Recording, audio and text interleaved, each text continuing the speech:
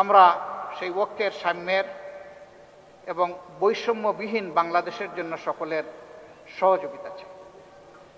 আমার সহকর্মীরা, আপনারা সবাইকে এরকম একটা বাংলাদেশ চান? শিওর? হাত তুলেন তো দেখি সবাই। বুঝে শুনে উঠিয়েছেন? হ্যাঁ, হাত নামান। যদি এইরকম একটা বাংলাদেশ চেয়ে থাকেন, মনে রাখবেন আপনাদের ত্যাগ শেষ হয়ে যায়নি, আরো বহু ত্যাগ আপনাদেরকে স্বীকার করতে হবে। আপনারা সেই ত্যাগের জন্য প্রস্তুত আছেন? প্রস্তুত থাকুন। আমি আপনাদের দুর্বল ভাই হিসেবে আমি আপনাদের সাথে প্রস্তুত আছি, আলহামদুলিল্লাহ। সম্মানিত ভাইয়েরা, আমাকে ডাক্তার সৈয়দ আব্দুল্লাহ মোহাম্মদ তাহের সাহেব বলেছেন, প্রধান উপদেষ্টার পাশে দেখে মানুষ মনে মনে ভাবে উনিও বোধহয় খুব শক্তিশালী মানুষ। আমি আসলে খুবই দুর্বল মানুষ। আমি অনেককে শক্ত করে কুচা দিয়ে কথা বলতে পারি না বলে অনেকে আবার গাল বেজার করে যে উনি আরো ধারালো চৌকস কথা বলে না কেন। আমি পারি না, যে আমাকে ক্ষমা করে দেবেন। কথা যেভাবে আমার মা বাবা আমাকে শিখিয়েছেন, যে শিক্ষা আমি আমার উস্তাদদের কাছে পেয়েছি, যে শিক্ষা আমার সমাজ আমাকে দিয়েছে, কথা তো আমাকে সেভাবেই বলতে হবে।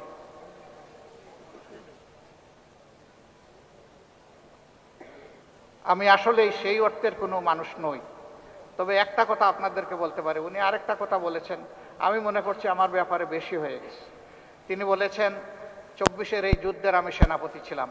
না, আমি সেনাপতিদের পাশে পানির গ্লাস নিয়ে দাঁড়িয়েছিলাম যে আমি তোমাদেরকে পানি পান করাতে এসেছি। হ্যাঁ, এটা বলতে পারি। আলহামদুলিল্লাহ, ওরাও রাত্রে ঘুমায় নাই, আমিও রাত্রে ঘুমাই নাই। ওই ফাঁকে ফাঁকে 1 ঘন্টা 8 ঘন্টা করে ট্রিপ মেরেছি ঘুমের, কারণ ওই সময় ঘুমাবার সময় ছিল না, ওই সময় জেগে থাকার সময় ছিল। ওই সময় ঘুমাইলে সর্বনাশ হয়ে যায়।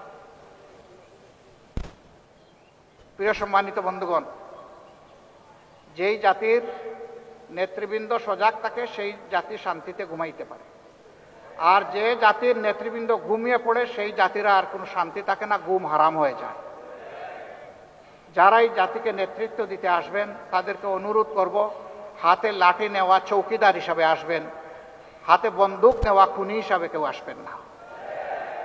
মানুষের ভোট নেওয়ার আগে পায়ে ধরে বাবা ডাকবেন, আর ভোট নেওয়ার পরে মালিক হয়ে তার উপরে ছড়ি ঘুরাবেন, এই মানসিকতা আর দেখাবেন না।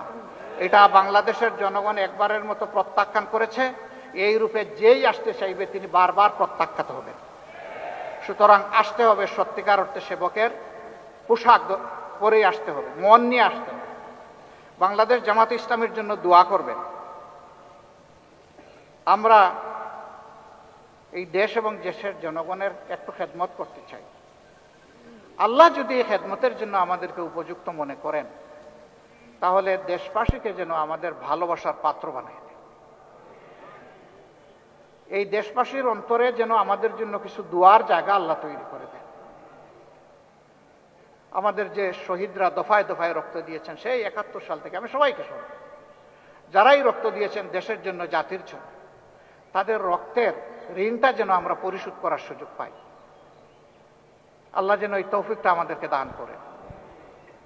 আমার সম্মানিত ভাইয়েরা, আল্লাহ তাআলা এই কুমিল্লাবাসীর প্রতি রহম করুন। তাদের 2টা ন্যায্য দাবি থেকে কুমিল্লাবাসীকে দূরে রাখা হয়েছে, বঞ্চিত করা হয়েছে। তাদের দাবি অবিলম্বে বাস্তবায়িত হোক, আমরা দোয়া করি। আরও যে দাবিগুলো সঙ্গত দাবি আছে অন্যান্যদের মতো, সারা দেশের মতো, সেই দাবিগুলোও তাদের বাস্তবায়ন ওটাও দোয়া করি।